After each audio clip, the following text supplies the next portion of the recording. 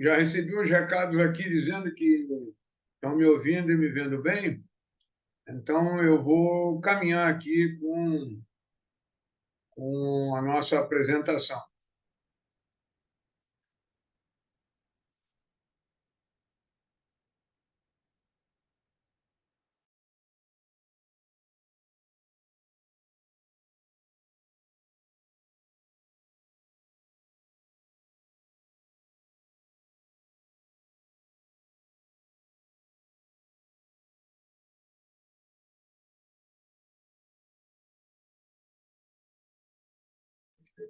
Muito bem, vamos lá. Teste Barur.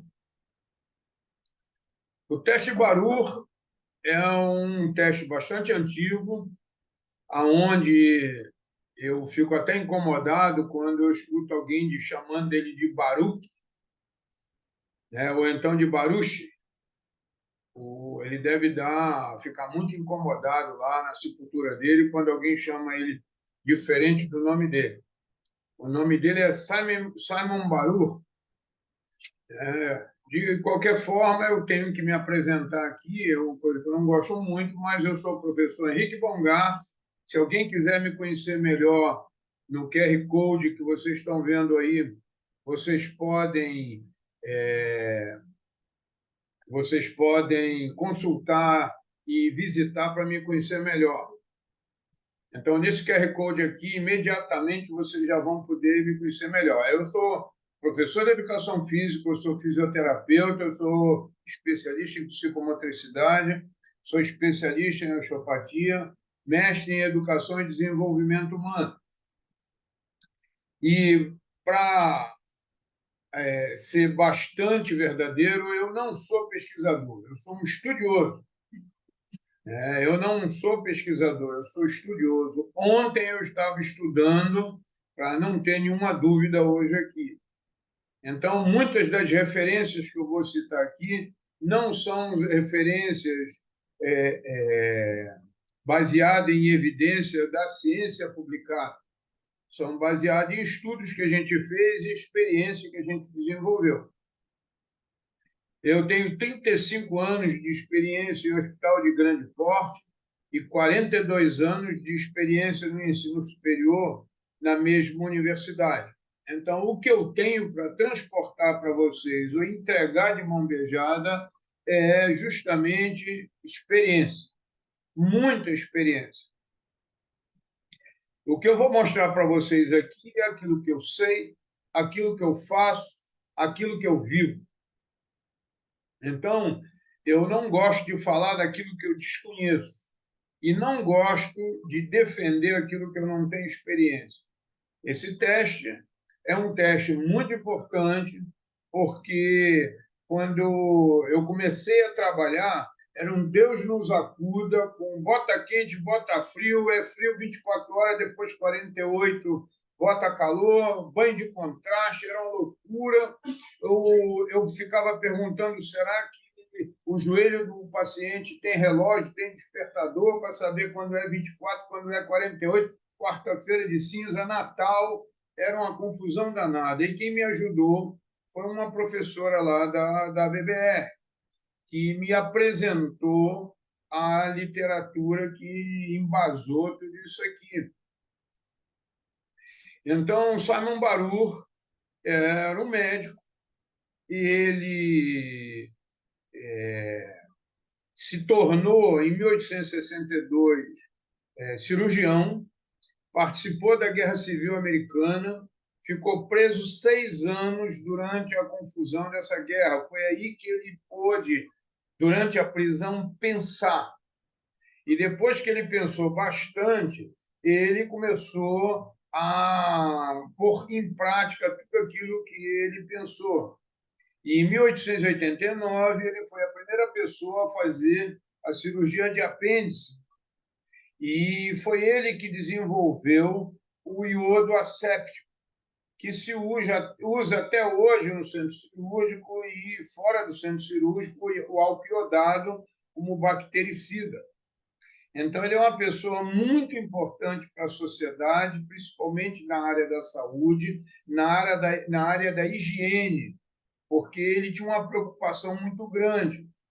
Como ele é originário da Prússia, passando pelo centro da Europa, depois que ele foi aos Estados Unidos, e foi lá que ele se formou, ele vivia escandalizado com a falta de higiene da Europa.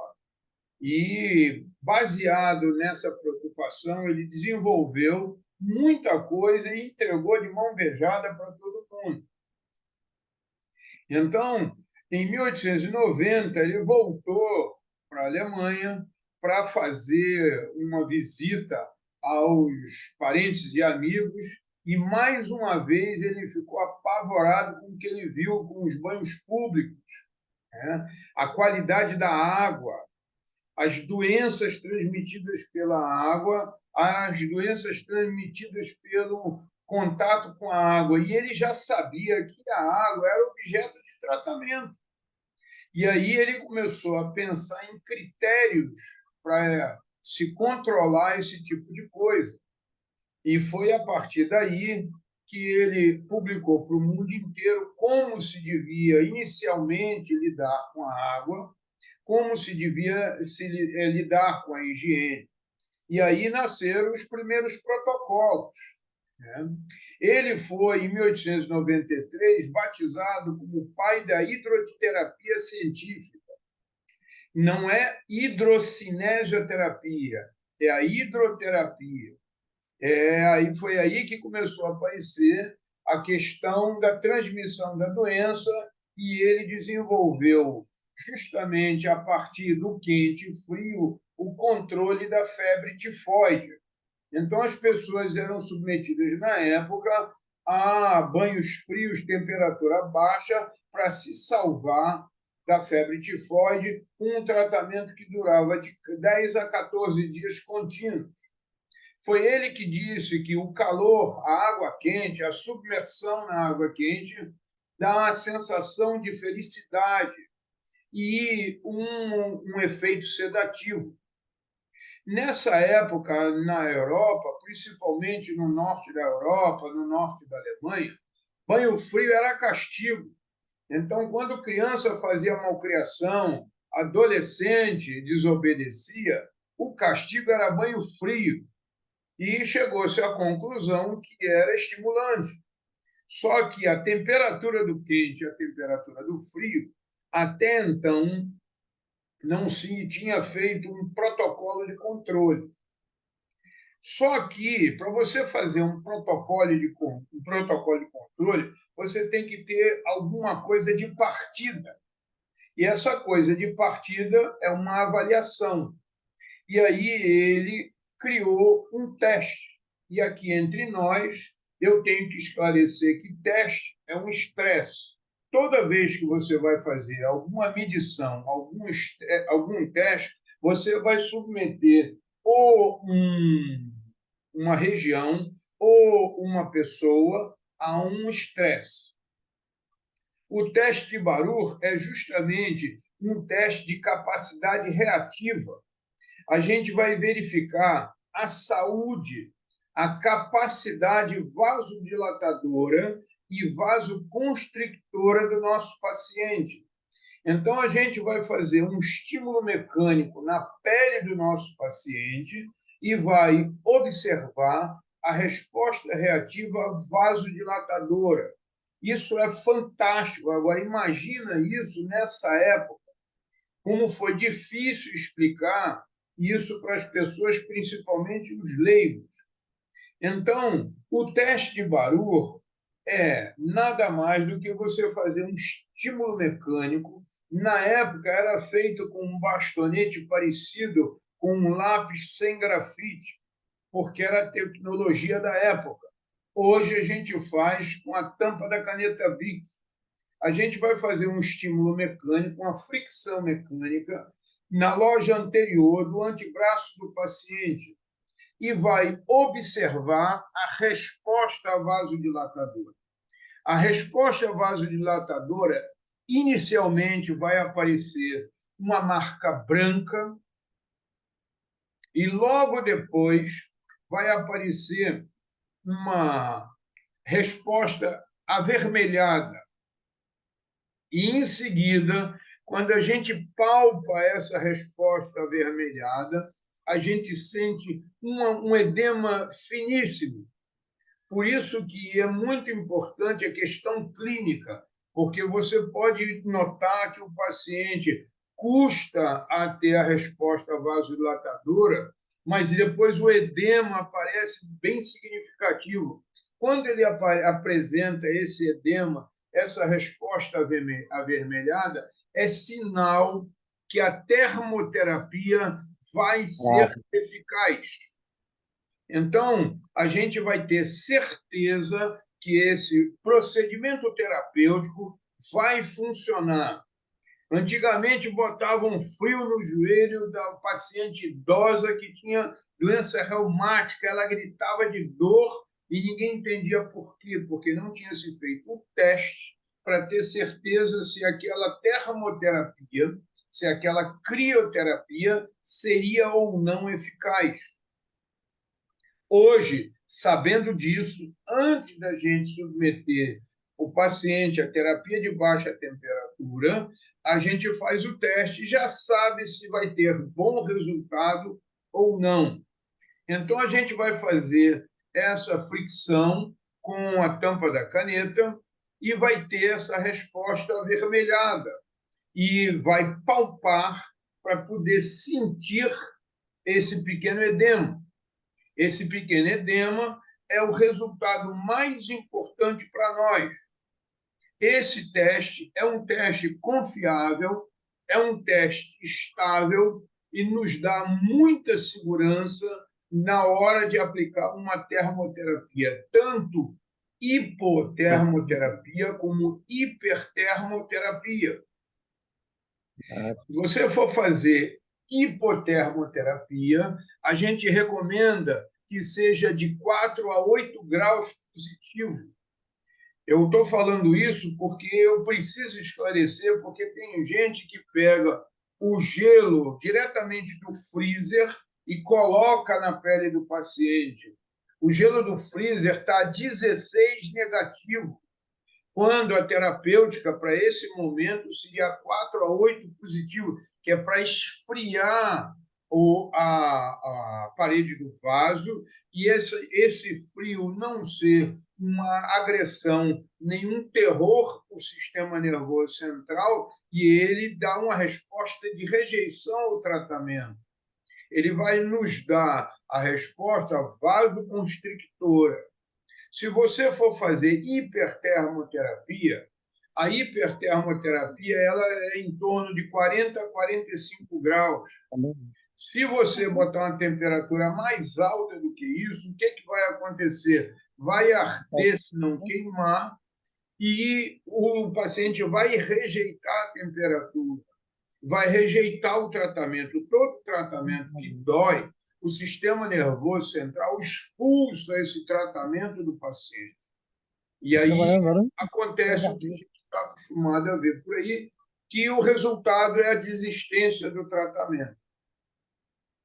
Tudo no mundo tem contraindicação. Esse tipo de tratamento também tem contraindicação, principalmente para os pacientes que não têm resposta reflexa. Então, é interessante fazer os testes de reflexo que todo mundo já conhece, para a gente ter certeza da saúde neurológica do nosso paciente.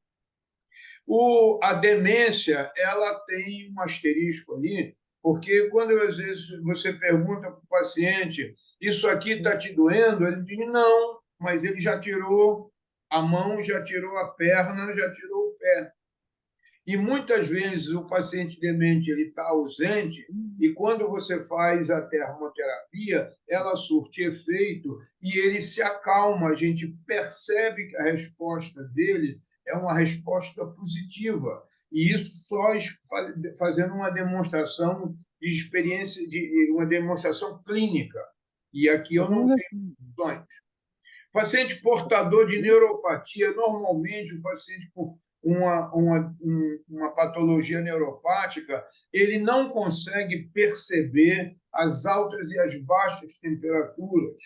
E aí ele pode ser vítima de um erro de controle. Agora, se você já sabe que a temperatura ideal é de 4 a 8 positivo e não deve passar de 45, não vai haver risco, porém não vai haver resposta, porque a neuropatia não vai identificar a proposta de tratamento.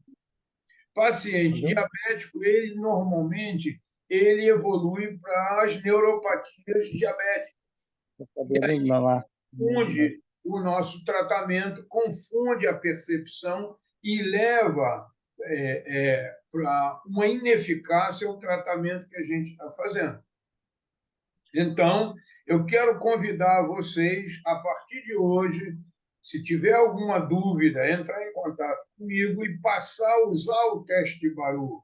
Não é nada difícil, é só você pegar uma caneta com tampa, de preferência a caneta Bic, fazer uma fricção na loja anterior do braço do nosso paciente, do antebraço do paciente, e a partir daí você observar a resposta dele. Então você vai pegar o braço do seu paciente, fazer uma fricção. No meu caso, que tem 66 anos, eu vou ter um tempo um pouco diferente do que um jovem de 25.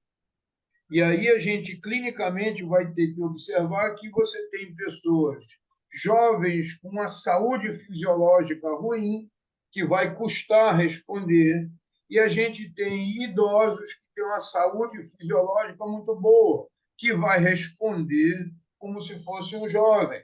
Então, você vai conseguir poder visualizar e poder palpar esse pequeno edema que vai aparecer.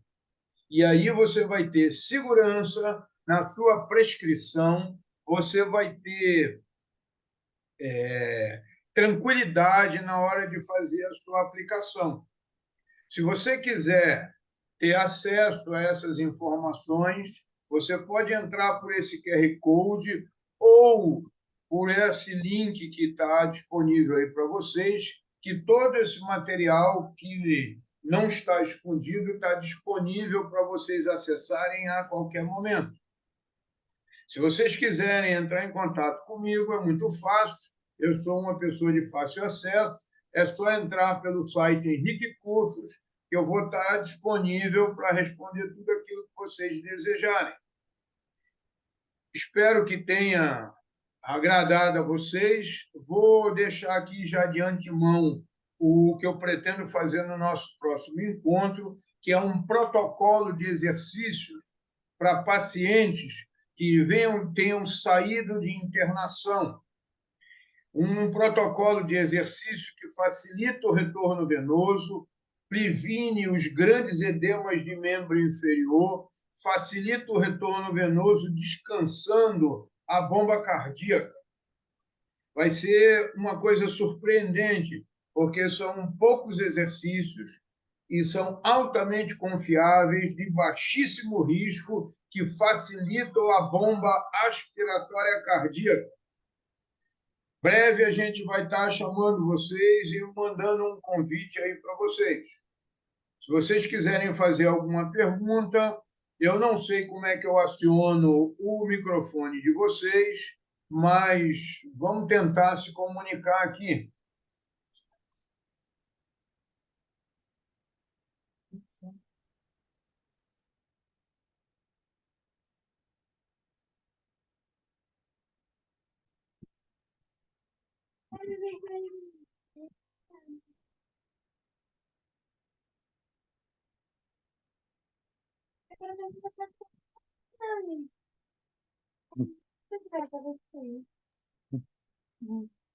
Salomão, que bom que você está aí. Faz o teste de barulho lá no teu consultório. Rosa, gratidão.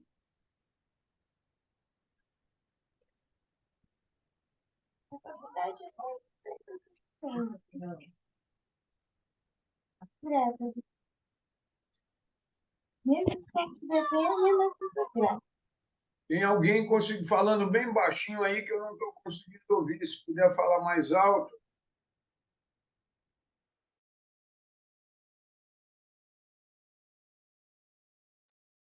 Então, a pessoa escrevendo. Mas eu não vejo. Vê? O Paoli está aí. Que honra, o Paoli. Só que eu não consigo te ouvir ainda. Estamos tentando botar o microfone aqui para funcionar.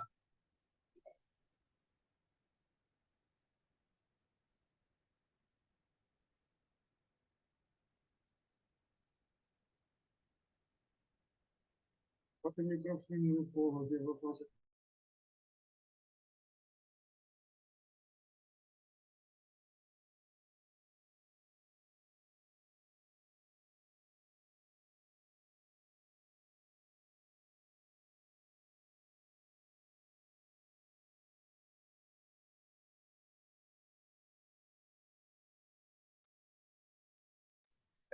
Se vocês tiverem alguma pergunta para fazer, por favor, me manda aqui no chat, que não está dando para eu acionar o microfone aqui. Eu não sei o que é que houve, que o microfone de vocês ficou preso.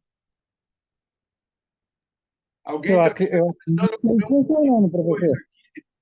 Eu me esqueci de mandar fazer, de encomendar, mas a próxima eu vou ter um pudinzinho aqui me esperando. Eu acho que está funcionando o microfone. Quem está falando? É o Kleber. Ô, Kleber, tudo bom? Passa a fazer o teste de barulho aí nos teus pacientes e pergunta lá na tua escola se todo mundo usa. É ruim. Não usa nada. Seu Renê está aí? Tá me ouvindo? Tô. Então, eu acho que cada um tem que desativar o seu próprio microfone. É ativar o microfone. Paulinho. Oi. Fala, Henrique. Agora tu vai ficar ruim do pescoço, cara. Tu não está enxergando nada na tela aí, eu só vejo teu queixo aqui. Não, tá ótimo aqui, tá ótimo. Muito bem, sabendo que o microfone está funcionando, se alguém quiser fazer alguma pergunta, eu estou aqui disponível e, de antemão, já vou avisando que nosso próximo encontro vai ser um protocolo de exercícios para pessoas que vêm saindo da internação. E ela deve fazer esse protocolo de hora em hora, que vai facilitar o retorno venoso, vai descansar a bomba cardíaca, vai prevenir tromboembolismo e vai descansar a pessoa, vai tirar aquela sensação de cansaço pós-internação. Se alguém quiser fazer alguma pergunta, de qualquer forma, essa apresentação ficou gravada. Se por acaso vocês souberem